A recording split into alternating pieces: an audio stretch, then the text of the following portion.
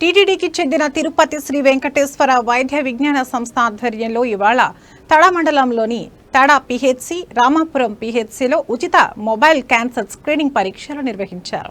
ముందుగా క్యాన్సర్ వ్యాధి లక్షణాలు, ముందస్తు నివారణ చర్యలపై చిత్రపటాల ద్వారా అవగాహన కల్పించారు.